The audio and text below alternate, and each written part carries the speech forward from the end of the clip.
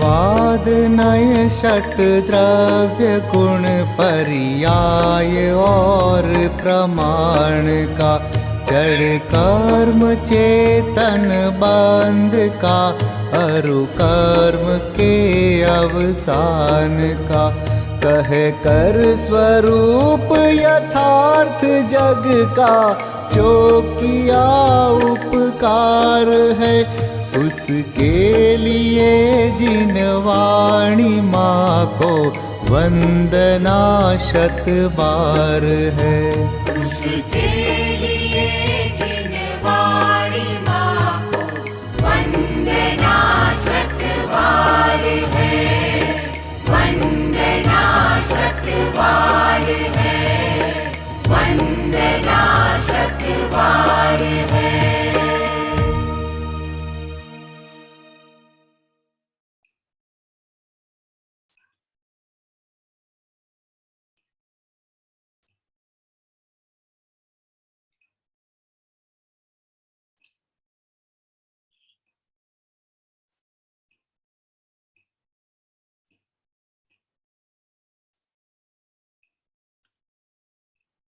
सभी साधर्मी बंधुओं को जय जिनेन्द्र।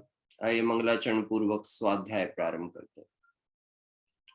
नमो अरिहंताणम नमो सिद्धाणम नमो आयर्याणम नमो वज्रायाणम नमो लोये सब साहूणम श्री जिन शासन गुरु नमो नाना विध सुख का आत्म हित उपदेश ते करें मंगलाचार, करें मंगलाचार।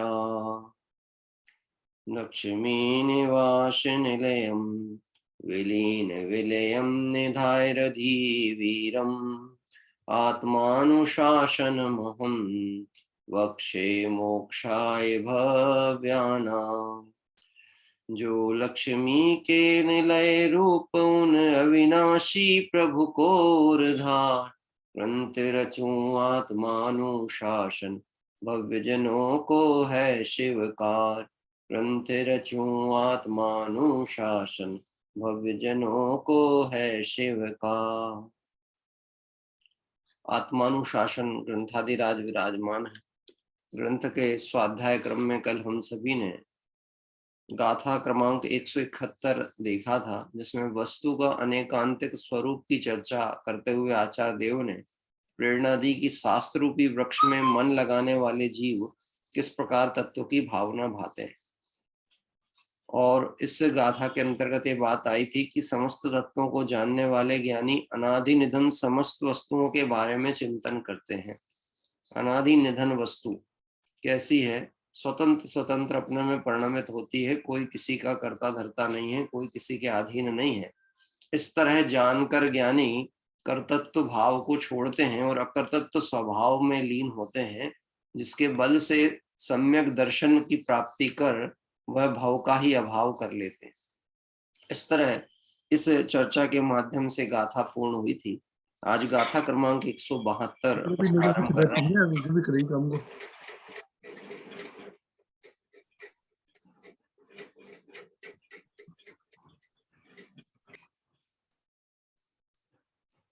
गाथा क्रमांक 172 अपन प्रारंभ कर रहे हैं, जो कि पृष्ठ क्रमांक 164 पर है। अभी अपना जो स्वाध्याय है ये लगभग 40 मिनट का है समय। अभी 8 मिनट हो चुके हैं, 32 मिनट और चलेगा। उसके उपरांत आज ये आईडी अभी लाइसेंस्ड हो जाएगी, तब उसको हम पूरा समय उपयोग कर पाएंगे। गाथा पाठ करते हैं 172। उपर्युक्त प्रकार का ज्ञान तो भ्रमरूप होगा, इस शंका का निराकरण आगामी छंद में करते हैं। अनुष्टुप छंद है। एकमेक क्षणे सिद्धं द्रव्यात् पादवयात्मकम् अबाधितात् अन्यत्य प्रत्या अन्यानुपतितः।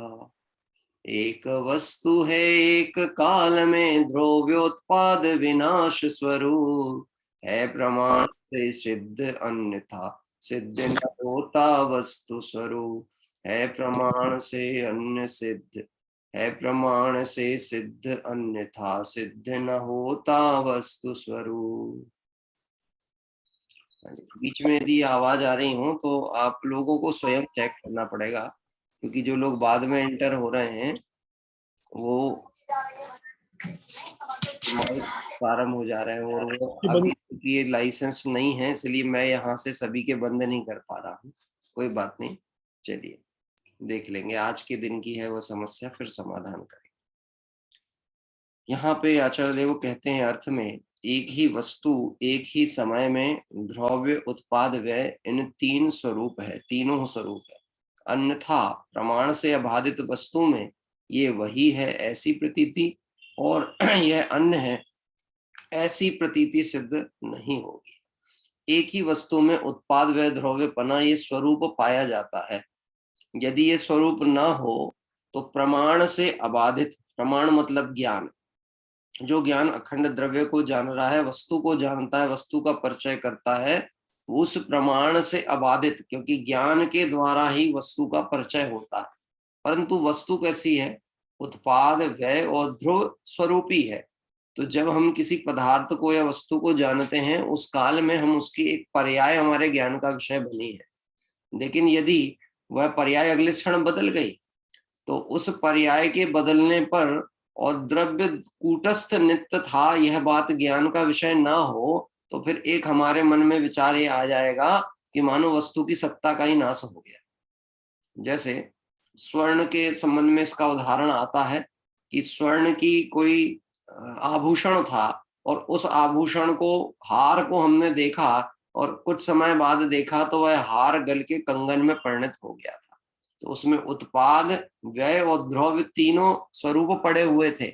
यदि ज्ञान से इस बात को, अबाधित ज्ञान इस बात को स्वीकार न करे तो ये शंका उत्पन्न हो सकती है कि पूर्व में कुछ और था और अब कुछ और है, कहीं पदार्थ था कि नहीं, पदार्थ की सत्ता थी कि नहीं। देखिए, जो इस सिद्धांत को नहीं जानते हैं उन जीवों को ऐसी शंका होती है, वो तो आत्मा पे भी ये लगा लेते हैं कि आत्मा पंच तत्व से आई थी और पंच तत्व में लीन हो गई, ब्रह्म ने उत्पत्ति की थी, हम ब्रह्म के अंश थे और फिर ब्रह्म में चले गए। ये तो एक मत की बात कह रहे हैं। कहीं कहीं तो आत्मा की सत्ता ही नहीं मानते, कहीं मानते भी हैं तो आत्मा को जन्म मरण सहित मानते हैं। लेकिन जैन दर्शन कहता है वस्तु उत्पाद व ध्रुव संयुक्त है, और अगर हम प्रमाण ज्ञान से अबाधित वस्तु को देखें तो वह वस्तु ध्रुव रूप से है। उसमें उत्पत्ति और विनाश जो कहा गया है वो पर्याय का कहा गया है, वस्तु तो ध्रुव की ध्रुव ही रहती है। भावार्थ, यदि एक ही अपेक्षा से वस्तु को तद्रूप भी कहा जाए और अतद्रूप भी कहा जाए तो भ्रम ही है। तद्रूप कहना मतलब जो जैसा वस्तु का स्वरूप है उसको तद्रूप कहना, और जैसा स्वरूप नहीं है वैसा नहीं कहना, वो अतद्रूप है ना। जैसे शक्कर का स्वरूप क्या है? मीठापना, तो ये उसका तद्रूप स्वरूप है। मीठेपन के बिना शक्कर होती ही नहीं है, उसका स्वाभाविक लक्षण है। जीव का लक्षण तद्रूपना क्या है? चैतन्यता जीव का तद्रूप लक्षण।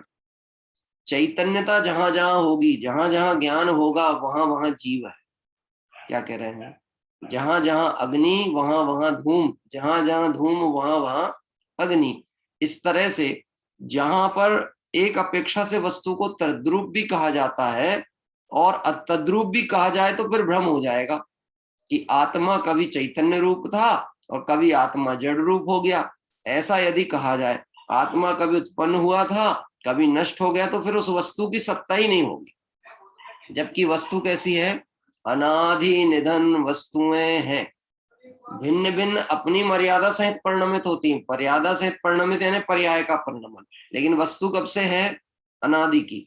ये चर्चा क्यों इस गाथा में की जा रही है? वो इसलिए कर रहे हैं आचार्य देव कि हमें सम्यक दर्शन की प्राप्ति कैसे होगी। सम्यक दर्शन की प्राप्ति वस्तु को उत्पाद व ध्रुव अनादि निधन प्रति समय परिणमित होने पर भी यदि हम उसे ध्रुव देखेंगे, पर्याय दृष्टि को गौण करके द्रव्य दृष्टि को मुख्य करेंगे, तो ही हम वस्तु के सम्यक श्रद्धानी हो सकते हैं, पदार्थ के सम्यक श्रद्धानी हो सकते हैं।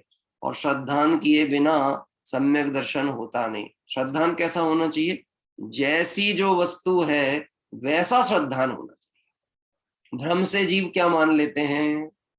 मैं जन्मा था और मैं मर जाऊंगा। अब ये तो कहना चाहिए संयोग रूप व्यंजन पर्याय की बात थी, शरीर की प्राप्ति होना और शरीर का छूट जाना, परंतु बहुतायत जगत के जीव जन्म मरण इसी को ही मानते हैं। इतना मानने वालों की संख्या कितनी है? कोई मन सहित जीव की बात नहीं कह रहे हैं। अग्रहित मिथ्यात्व के साथ में जिनके संस्कार में पड़ा ऐसे एकेंद्रीय जीव भी क्या मान्यता लेकर के बैठा हुआ है। वृक्ष एकेंद्रीय जीव क्या मान्यता के साथ चल रहा है? वो यही मान रहा है देह की उत्पत्ति जन्म, देह का छूटना मरण। जो बहिरात्मपना है ना, अनादि काल से मिथ्या दृष्टि जीव के चल रहा, उसकी ये भ्रांति है। अब यह मिथ्यात्व छूटे कैसे? तो आचार्य देव कहते हैं वस्तु स्वरूप का विचार करो। वस्तु स्वरूप कैसा है? पदार्थ कैसा है? द्रव्य कैसे हैं? कि पदार्थ तो अनादि निधन है, उत्पाद व ध्रुव युक्त हैं, स्वतंत्र परिणमित होते हैं, पर्याय बदलती है, पर द्रव्य में कोई भी अंतर आता नहीं है। ये बात अपने पे लगाना, क्योंकि हमको सम्यक दर्शन की प्राप्ति करनी है ना, तो कहाँ लगाना? यद्यपि ये समस्त जो 9 पदार्थ हैं उन 9 पदार्थ पे ये नियम घटेगा, 7 तत्व अनुसार घटेगा, 6 द्रव्यों पे घटेगा, लेकिन प्रयोजन की सिद्धि मुझे मेरी करनी है तो अन्य का तो ज्ञान भी करेंगे और श्रद्धा भी करेंगे, लेकिन मैं अपने आप पे दृढ़ता से स्वीकृति करूंगा कि मैं तो अनादि निधन पदार्थ हूँ, अजर अमर तत्व हूँ, मैं एक हूँ, शुद्ध हूँ, सदा आरूपी हूँ, ज्ञान दर्शन स्वरूप वाला हूँ, पर द्रव्य का परमाणु मात्र भी मेरा नहीं है। ऐसी स्वीकृति का नाम सम्यक दर्शन है। और सम्यक दर्शन हुए बिना संसार का फेरा एक भी कम हो सकता नहीं। इसलिए यह जो चर्चा करते करते आचार्य देव ने अनेकांतात्मक वस्तु स्वरूप का निर्णय कराने की बात की, वह इसीलिए की कि जीव को सम्यक दर्शन की प्राप्ति इसी विधि से होगी। क्योंकि पिछली गाथा में बात आई थी ना, तो किस विधि से होगा सम्यक दर्शन? बोले इस विधि से होगा कि वस्तु विचारत ध्यावते मन पावे विश्राम। वस्तु स्वरूप का विचार करो तो मन में बड़ी शांति आती है, और नहीं तो फिर आकुलता का अंत नहीं है। क्या कह रहे हैं? जैसे कल शाम को जब मैंने प्रवचन के लिए आईडी आरंभ की, तब तक मुझे नहीं पता था कि ये उसका अंदर सिस्टम में चेंज हो गया है और ये आईडी खत्म हो गई है और अब लाइसेंस जो नहीं है। तब तक मुझे नहीं मालूम था। जब मैंने चालू कर लिया, अब मैं उसमें अन्य ऑप्शंस ढूंढ रहा हूँ तो मिल ही नहीं रहे, और मैंने चालू कर दिया। अब मैं बंद भी नहीं कर सकता, बंद कैसे करूं? अब मैंने बेटे को बुलाया तुरंत आवाज देके, क्यों तुमने दिन में लैपटॉप में कुछ किया था क्या? कुछ कर रहे थे क्या? कुछ छेड़छाड़ की क्या तुमने? नहीं, मैंने तो कुछ नहीं किया। अब देखो कितने विकल्प विकल्प हो रहे हैं। जैसे ही 1 सेकंड के लिए वो आईडी का ओपन हुई पासवर्ड डाल के, तो देखने में वहां मैसेज लिखा हुआ था, वो पढ़ा, बस पढ़ते से अब ये निश्चिंता आ गई, किसी ने कुछ नहीं किया था, ये तो इसकी इतना ही समय था, इसकी अवस्था आज बदलने वाली थी तो ये बदल गई। अब अपने को क्या करना है कि जो तय है, निश्चित है कि ये इतने मिनट बाद अपने आप बंद हो जाएगी, उसको स्वीकार कर। तो क्या होने वाला है? वस्तु विचारत ध्यावते मन पावे विश्राम। तय है ना तो आकुलता नहीं है, तय नहीं है तो बहुत आकुलता है। मैंने अपना तय नहीं किया, अपना निर्णय नहीं किया, अपना श्रद्धा नहीं किया, इसलिए तो संसारिक आकुलता में फंसा हुआ। सुख कहाँ है? बोलो प्रांजल भाई, सुख कहाँ है? सुख है अंदर, तय नहीं किया, निर्णय नहीं किया, इसलिए सुख प्राप्ति हेतु प्रयत्न करता है, तो सुख मिलता नहीं है और दुखी होता जाता है। हाँ, मृग तृष्णा की तरह है, क्योंकि तय नहीं किया। तय करना है, तय यानी निर्णय, निर्णय यानी श्रद्धा। क्या निर्णय करना है? मैं अनंत दर्शन, अनंत ज्ञान, अनंत सुख, अनंत वीर्य जैसे अनंत गुणों का अखंड एक पिंड ज्ञायक भगवान आत्मा हूं। मुझे किसी प्रद्रव्य के परमाणु मात्र की जरूरत नहीं है। जो कुछ परिणमन हो रहा है वो द्रव्य का स्वा सामर्थ्य से हो रहा है, उसका कोई कर्ता धर्ता नहीं है। मैं मेरा कर्ता धरता हूं, अन्य द्रव्य अन्य क्या करते धरते हैं। मुझे पर में कुछ नहीं करना, पर मुझ में कुछ नहीं कर सकता है। यह जो चिंतन है ना, ये विचार है, ये पूरे द्वादशांग का सार है। क्या कह रहे हैं? ये विचार, तत्व विचार मतलब क्या? सार शब्द आता है ना, सार मतलब होता है जिसको हम कहें एसेंस। अब एसेंस क्या काम करता है? नींबू का सत सुना होगा आपने, नींबू का सत।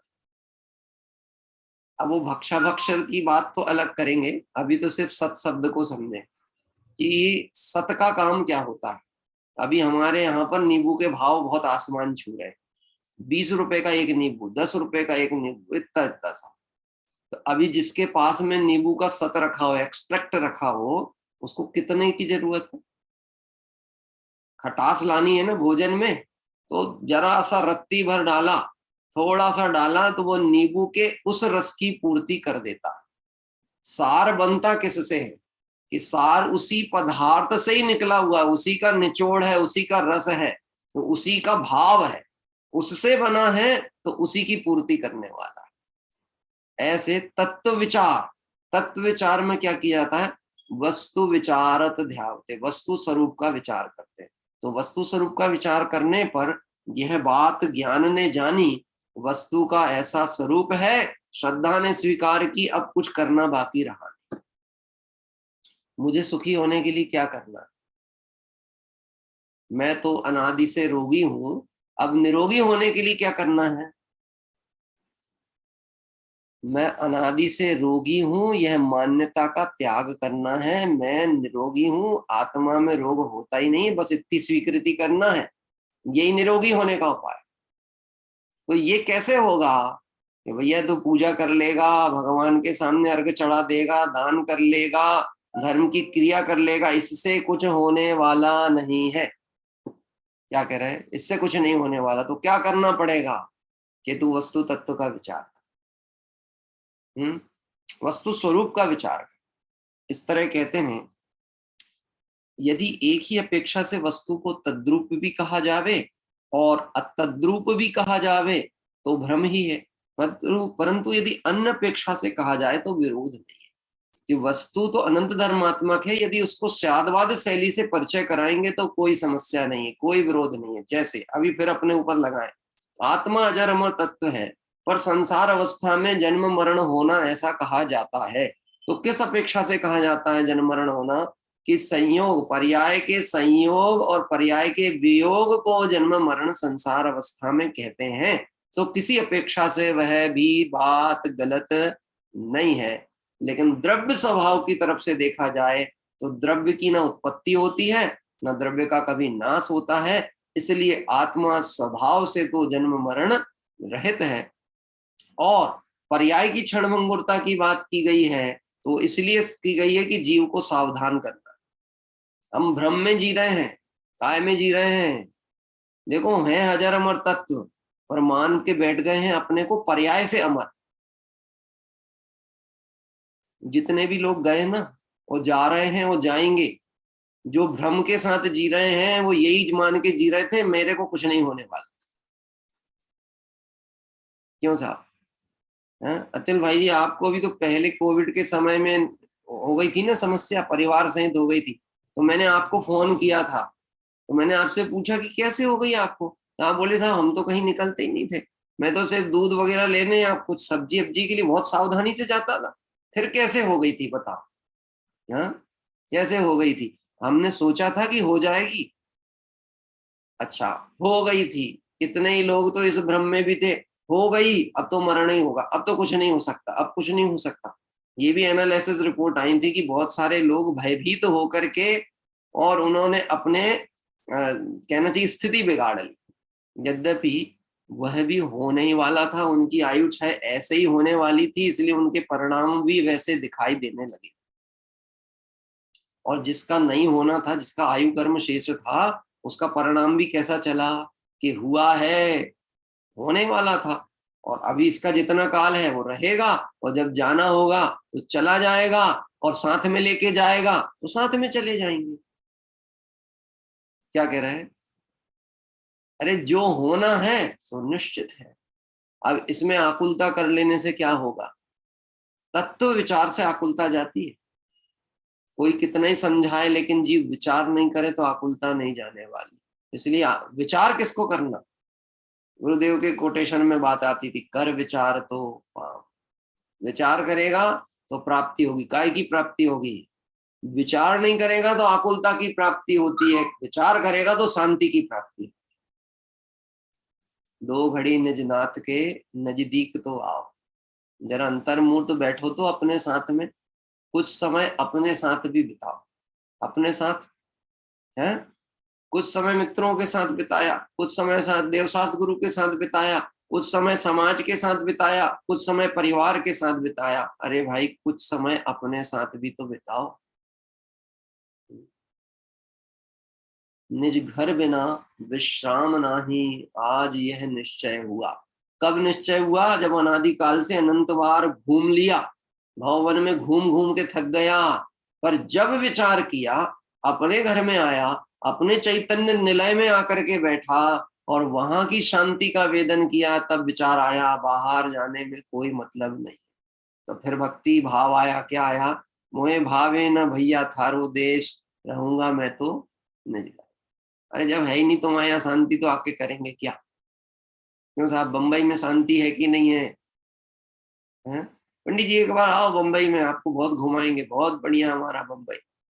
हाँ, कि हम तो आके देखे, ट्रेन में इतना धक्का मुक्का लगा, इतनी परेशानी हुई, खड़े होना मुश्किल हो गया, तब से हम घबरा गए। हमारा गांव अच्छा, हमारे गांव में इतनी भीड़ नहीं। क्या कह रहे हैं? और अपना घर तो और अच्छा, अपना घर तो और अच्छा। वहां तो क्या है, कर्मों के कीट पतंगरे जहां प्रवेश ही नहीं करते। आप विचार करो, हम पूजाओं को, स्वाध्याय को इस तरह से विचार करेंगे तो इसका रस पकेगा, और यह जो रस पकेगा ये हमारे लिए लाभप्रद होगा, कार्यकारी होगा। देखिए, कहते हैं जैसे किसी पुरुष को एक ही व्यक्ति का पिता भी कहा जाता है और पुत्र भी कहा जाता है, तो भ्रम ही है। परंतु यदि उसे किसी व्यक्ति का पिता और किसी अन्य व्यक्ति का पुत्र कहा जाए तो विरोध नहीं। एक ही व्यक्ति को पिता भी कहते हैं और पुत्र भी कहते हैं, तो लोगों को भ्रम हो सकता है। परंतु यदि उसे किसी व्यक्ति का पिता कहा जाए, यानी बालक का पिता और पिता का पुत्र परिचय कराया जाए, ठीक है ना। जैसे मैं अपने को उदाहरण लगा देता हूं कि मेरे को शाश्वत का पिता कहा जाए और मुझे मेरे पिता का पुत्र कहा जाए, तो दो लोगों के आधार से परिचय करा रहे हैं, ये इनका लड़का है और ये इनके पिता है। ऐसा परिचय कराया जाए तो फिर शंका नहीं होगी। लेकिन वह दो लोगों का परिचय ना कराया जाए और सिर्फ एक ही को कहा जाए ये पिता है ये पुत्र है, तो किसी को भ्रम हो जाएगा ये पिता है कि पुत्र है। यद्यपि हमको ऐसा भ्रम नहीं होता, हमको ऐसा भ्रम आ कहाँ रहा है, अपने स्वरूप में भ्रम हो रहा। बाकी पर्याय में और संयोगों में ये देखते तो नहीं, बड़े समझदार हैं। चावल बीन रहे हैं ऐसा बोलते हैं तो चावल नहीं बीन रहे हैं, हर आदमी समझ जाता। आटा पिसवाने जा रहे हैं, आटा पीस रहे हैं, आदमी समझ जाता गेहूं पीस रहे हैं। भ्रम कहाँ होता है, मैं अजर अमर तत्व आत्मा हूं। किसकी बात चल रही है? आत्मा शुद्ध है, कायिका शुद्ध है, बहुत कसाय होती, बहुत बेकार है, बहुत गंद, हमारा परिणाम बहुत खोटे हैं। कि भैया तुम शादवाद शैली से इस बात को समझो, क्या कह रहे हैं। अच्छा एक बात और विचार करो, समझे बिना कोई और रास्ता भी है क्या? कोई आशीर्वाद दे दे मेरा काम बन जाए, भैया तुम समझो, आशीर्वाद की जरूरत ही नहीं है। आशीर्वाद की जरूरत नहीं है, तुम अपना पुरुषार्थ करोगे तो तुम्हारा काम हो जाएगा, तुम्हें यहाँ वहां ताकने झांकने की जरूरत नहीं। मेरे से एक दिन शाश्वत बोला, यद्यपि वो पढ़ने में अपने योग्यता अनुसार ठीक ठीक है, एक दिन बोला मेरे को जो क्लासरूम में एग्जामिनेशन रूम में बैठता हूं ना मैं, तो मेरे सामने कभी बड़े क्लास के बच्चे बैठ जाते हैं, भैया लोग बैठते हैं, और कभी छोटे बैठ जाते हैं, यानी यदि ये 6th में तो और छोटे और वो बड़े।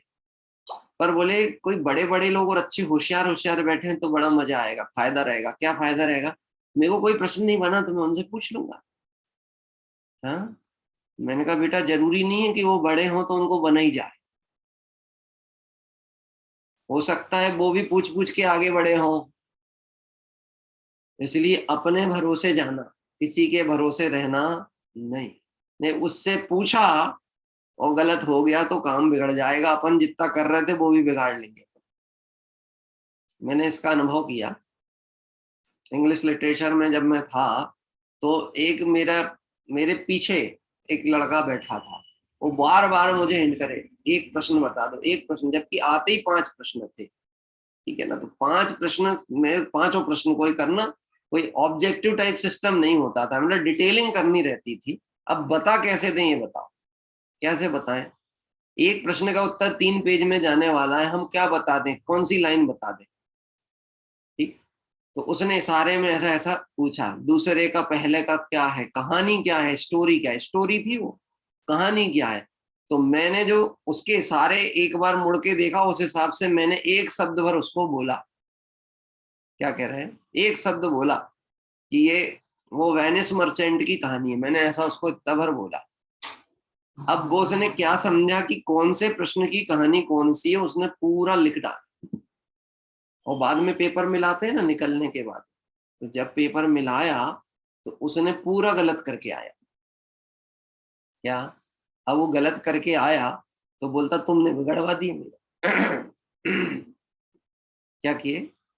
तुमने बिगड़वा दी। तो मैंने कहा मेरे को ये बताओ पूछने कौन आया था और मैंने कहा क्या था, तुमने इशारा क्या किया था, प्लेबैक में चलो, मैंने कहा तुमने इशारा क्या किया था, तुमने ऐसा ऐसा किया था, तो मैं दूसरे का कौन सा समझूं? मैंने कहा 2 में भी 2 ऑप्शन थे, तो मैंने भी तो ऐसा कहा था ना, 2 का 1, मतलब दूसरे का पहला, और पहले में ये लिखना है, और तुमने दूसरे का दूसरा लिख के आ गए, तब मैं क्या करूं? हाँ? तो बोले उस समय वो जो घूम रहे थे ना पर्यवेक्षक, उनकी नजर पड़ गई थी, तो ये जो उंगली चल रही थी उनकी नजर पड़ गई थी, तो मैं डर के मारे देख नहीं पाया, गलत समझ लिया। आप इतना समझ लेना, इतनी सी चूक में सारा किया कराया पानी फिर गया। 3 पन्ना लिखा होगा, कितनी मेहनत किया होगा, निकला क्या, हिसाब आया शून्य।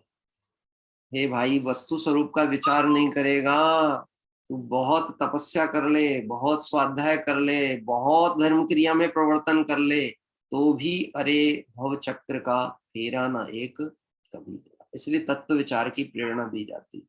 देखो कहते हैं एक ही वस्तु नित्य भी है और अनित्य भी है।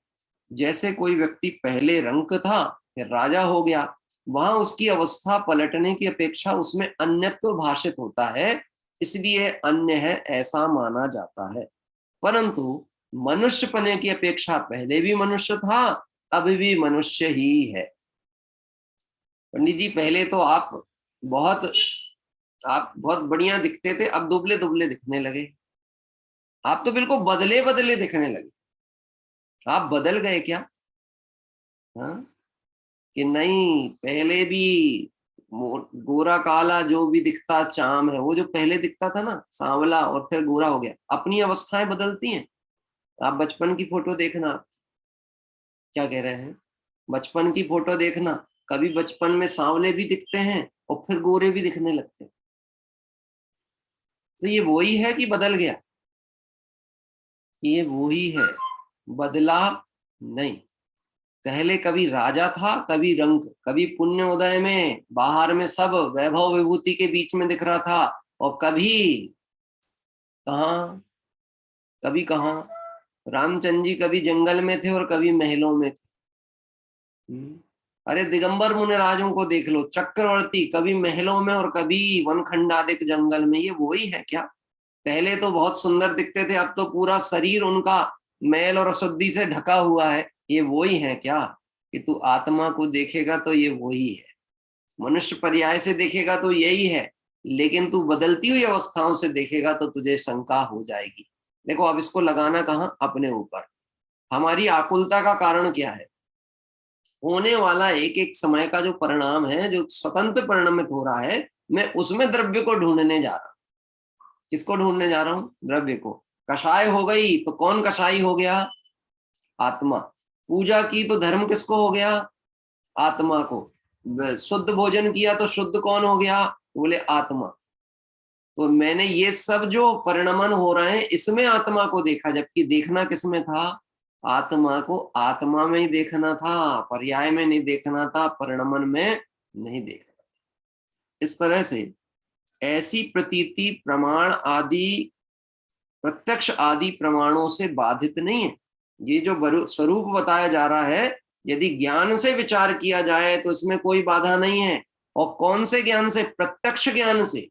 अभी जो मति ज्ञान श्रुत ज्ञान है, इस ज्ञान से आप निर्णय कर सकते हो कि जानने वाला मैं ज्ञायक भगवान आत्मा। क्या कह रहे हैं? भगवान ने कहा है यही बात नहीं है, मैं अपने ज्ञान से प्रमाण कर रहा हूं। किसको प्रमाण कर रहा हूं? भगवंतों की बात मैं अपने ज्ञान से प्रमाण करता, तो मेरे ज्ञान की सामर्थ्य भी कुछ कहलाएगी नहीं। अटेस्टेड होती ना, कॉपी अटेस्टेड, सत्य प्रतिलिपि बनाते हैं, तो कोई गजेस्टेड ऑफिसर्स को इसका अधिकार रहता है कि आप ओरिजिनल प्रति देख के फोटो कॉपी को सर्टिफाइड कर दो। वो सर्टिफाइड कॉपी की वैल्यू कितनी है? ये ओरिजिनल हम हर जगह नहीं दे सकते, तो हम सर्टिफाइड कॉपी भी देते हैं तो काम वही करती है जो ओरिजिनल करती है। तो उस अधिकारी की, उसके सिग्नेचर की कीमत कितनी कहलाई? कि वह डुप्लीकेट को भी ओरिजिनल प्रूफ कर सकता है। ऐसे केवल ज्ञान में जो वस्तु स्वरूप आया उसको मैं अपने मति ज्ञान श्रुत ज्ञान से सर्टिफाइड कर रहा हूं, प्रमाण कर रहा हूं। तो मेरे ज्ञान की सामर्थ्य क्या है? कि मैं सर्वज्ञ प्रतिपादित ज्ञान को सर्टिफाइड करने का अधिकारी हूं। मैं वस्तु स्वरूप को सर्टिफाइड करने का अधिकार मेरे पास में है। अब इससे छोटा ये अधिकार छोटा अधिकार है? सर्व द्रव्यात्मक विश्व जो केवल ज्ञान का विषय है, उसको मैं अपने ज्ञान से सर्टिफाइड कर लेता हूं, स्वीकार कर लेता हूं, तो मेरा पावर कितना है? देखो जो अपना पावर जानते हैं ना, कल बात कही थी, जंगल का राजा शेर क्यों? क्योंकि वह अपने को मान के बैठा है कि मैं ही राजा। ऐसे जिसने अपने ज्ञान से वस्तु को प्रमाणित कर लिया, प्रत्यक्ष प्रमाणित कर लिया, सिद्ध कर लिया, स्वीकार कर लिया, अब उसको कोई भ्रम हो सकता नहीं। देखिए आगे कहते हैं, ऐसा माना जाता है ऐसी प्रतीति प्रत्यक्ष आदि प्रमाणों से बाधित नहीं, वस्तु स्वरूप ऐसा ही भाषित होता है, इसलिए वही पुरुष एक समय में उत्पाद व ध्रुव स्वरूप को धारण करता है। जिस समय वह रंक से राजा हुआ उसी समय वह राजापने का भी उत्पाद है, रंकपने का व्यय है और मनुष्यत्व पने का ध्रुवपना है। उत्पाद व्यय ध्रुव। राजापना तो उत्पाद रूप में है जब राजा है, रंक यानी गरीबपना व्यय हो चुका है, पर मनुष्यपना ध्रुव है। इस प्रकार कोई जीव मनुष्य से देव हुआ और उसमें मनुष्यपने और देवपने की अपेक्षा यह अन्य है ऐसी प्रतीति की जाती है, और जीवपने की अपेक्षा ये वही है ऐसी प्रतीति की जाती है।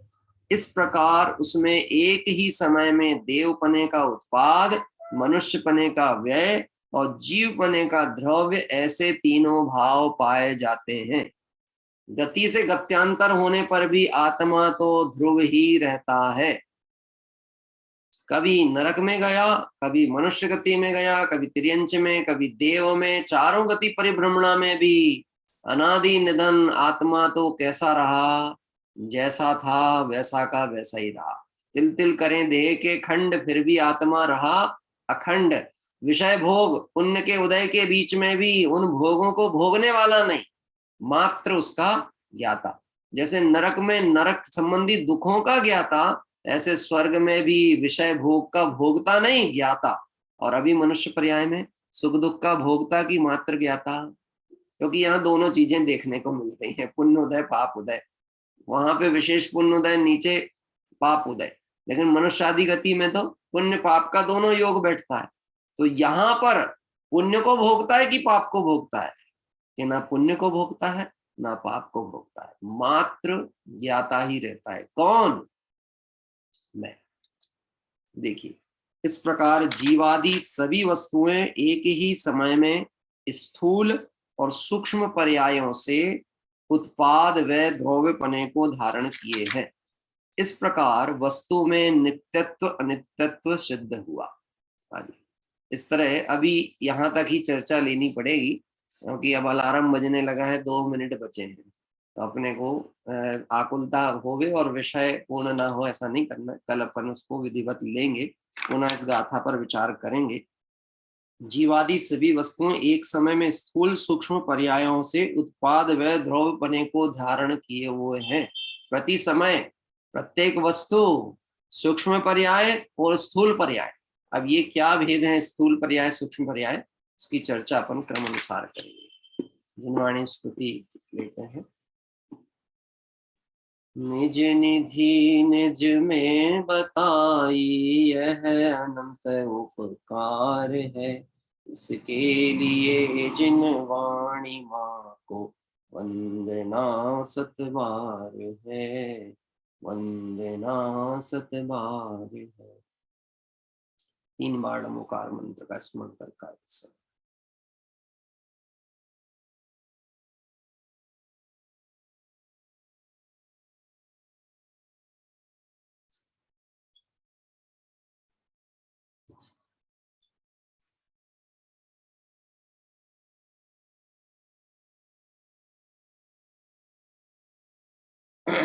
जोरे द्वादशांग में जिनवाणी माता की जय हो, देव शास्त्र भगवंतों की जय हो, अनंत अनंत सिद्ध परमेष्टि भगवान की जय हो, बीतरागी जैन शासन की। रात्रि में 8:45 से यथावत समय अनुसार